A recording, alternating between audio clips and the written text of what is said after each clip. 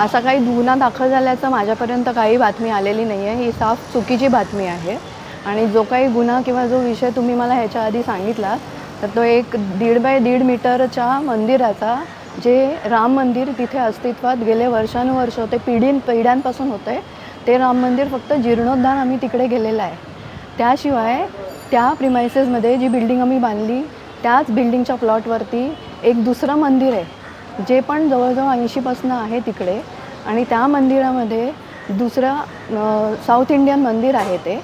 त्या south Indian मंदिरावरती पण त्यांनी खरं तर ह्या जागेमध्ये एन्क्रोचमेंट करून ते बांधलेलं आहे. आता ह्या लोकांची नक्की तक्रार त्या मंदिरासाठी आहे का ह्या राम मंदिरासाठी आहे? आणि हे राम मंदिर म्हणाल तर तिथे जे सभासद राहतात, जे नागरिक राहतात, जे हिंदू आहेत, त्यांनी ते एक छोटेखानी त्यांचं जे काही हे बांधलेलं आहे, आस्थेची जागा बांधलेली आहे, त्याला जर का तुम्ही अनधिकृत म्हणाल तर मग या जगात अधिकृत ते काय आहे हो? ठीक आहे. आणि ते बिल्डिंग संदर्भात ते बोलत आहे की मंदिरच्या नावाखाली ती बिल्डिंग जी आहे ना, त्याची मंजुरी, कंप्लिशन, या सगळे रेकॉर्ड्स हे कॉर्पोरेशनच्या टाउन प्लॅनिंगकडे आज पण आहेत.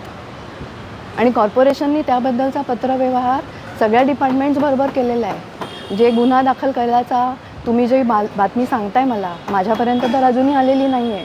पण हे जे काही केलेलं आहे त्याच्यामध्ये जे काही वॉर्ड ऑफिसरकडनं आमचा पत्रव्यवहार झालेला, त्याचा टाउन प्लॅनिंगचा पण पत्रव्यवहार त्यांच्याबरोबर झालेला आहे. आणि अजूनही कुठेही काही असं काही अधिकृत अनधिकृत असं कुठेही म्हटलं गेलेलं नाही आहे. तक्रार होती की मार्जिनल स्पेसमध्ये राम मंदिर उभारलं, स्वतःच्या बेकायदेशीर कृत्याची पाठराखण व्हावी म्हणून रामाचा आश्रय घेतलेला आहे, बेकायदेशीर आहे. याच्याबद्दल मी पोलीस स्टेशनमध्ये वॉर्ड ऑफिसरला गुन्हा दाखल करायला सांगितलं आणि तो झालेला आहे गुन्हा दाखल. कोणती बिल्डिंग? बिल्डिंगचं नाव काय आहे? बिल्डिंगचं नाव आहे 23 ॲव्हेन्यू, आयरे रोडला आहे.